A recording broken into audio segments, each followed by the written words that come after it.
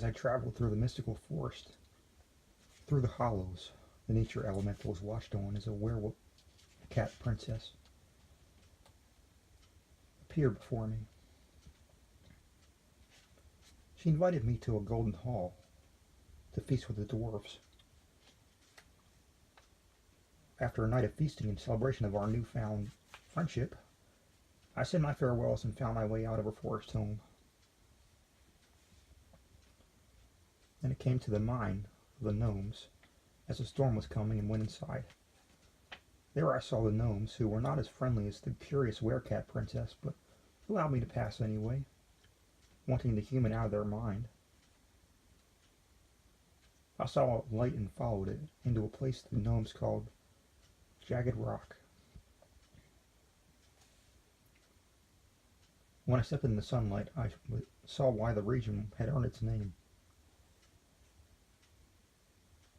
This place was a valley, laden with sharp rocks and stalactites. It seemed to be void of life, but out of the corner of my eye I saw a shadow. I turned to see what had cast it, and was met with a centaur. He was dressed in leather armor, and bore a spear, which he had at my throat in a matter of seconds. He demanded my name and why I was here. I told him my name, and that I traveled because I have no real home. His dark eyes glared at me, but he soon made a motion with his hand, and I wasn't quite sure what he was doing. That is, until the rest of the herd came toward us, surrounding me. I thought I was going to die as they looked at me, some curious, some stone-faced. The first to find me, their leader, I suppose, announced that I was a human, and that I was not to be feared. The others looked on, still staring at me. I told them that I really must go, and that I was only passing through. At this, the crowd broke apart, allowing me to pass. I gratefully did so.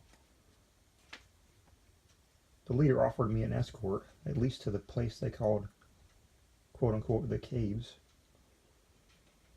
I agreed, if only to be on my way. As it seemed to me, some of the herd still didn't trust me. And so he and I, along with a few centaurs,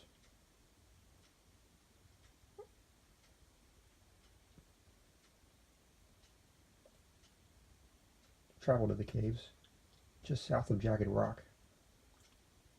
As we made it to the entrance, he stopped, and so did the others.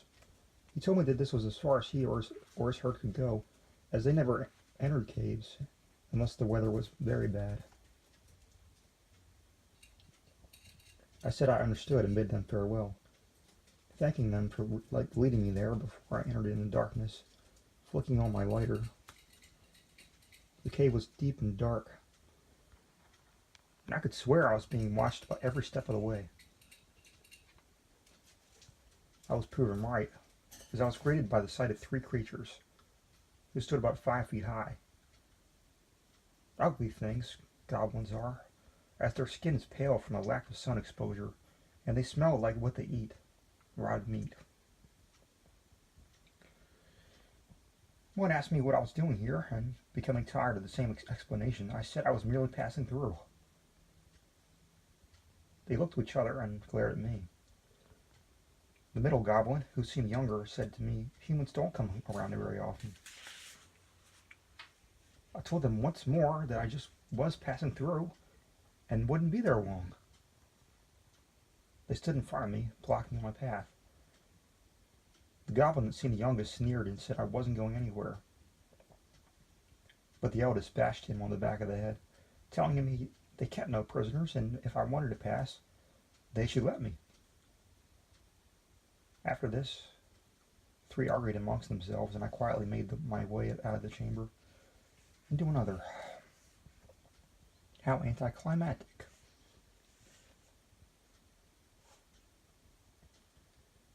But I was almost there, I remind myself, as I made my way through the twists and turns of this cave. Only 3 goblins? That was odd. But lucky, I guess, as I saw the light at the end of the final tunnel. But why was it getting so hot all of a sudden? I found out why when I was met with the sight of lava flowing from the volcano just ahead. But it wasn't flowing toward me, so I was safe for now. And the ground started to shake, but I clung to the rock wall next to me. I realized this was no earthquake, as a shadow blocked the already fading sunlight. I looked up to see what the behemoth could do this, and was met with an earth golem who didn't seem to notice me. I called out to it, and it looked down and seemed confused. It spoke to me, asking how I got there. I told him I walked, and he grinned, at least I think it was a grin, and moved to pick me up. I didn't fight it, thinking he'd crush me if I did. He lifted me up so high I could see the top of the still smooth volcano. He told me to look closer to the lava rivers, pointing with his free hand. As I did so, I could see lithe little forms.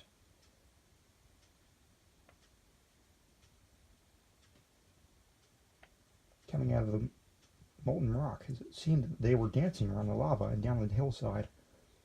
Nymphs, he said. Lovely but also deadly little fire nymphs. After a while of watching these creatures, the golem took me away, telling me it wasn't safe for me there. Well, obviously. He took me to the ends of the jagged rocks and cracked dry dirt and told me goodbye as he returned to his mountainous home. I sighed as I came to my destination. A cliff, overlooking all the places I had been that day.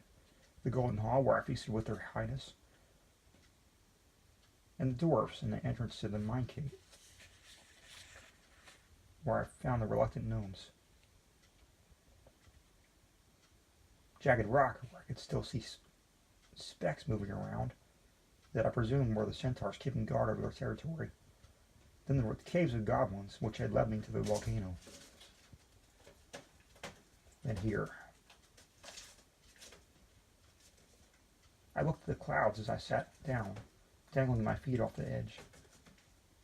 I closed my eyes and allowed them to appear. My wings, black and feathery, sprung from my back as I watched the gathering clouds in the otherwise clear sky. I am no human, like these creatures had assumed. The sky is my true home.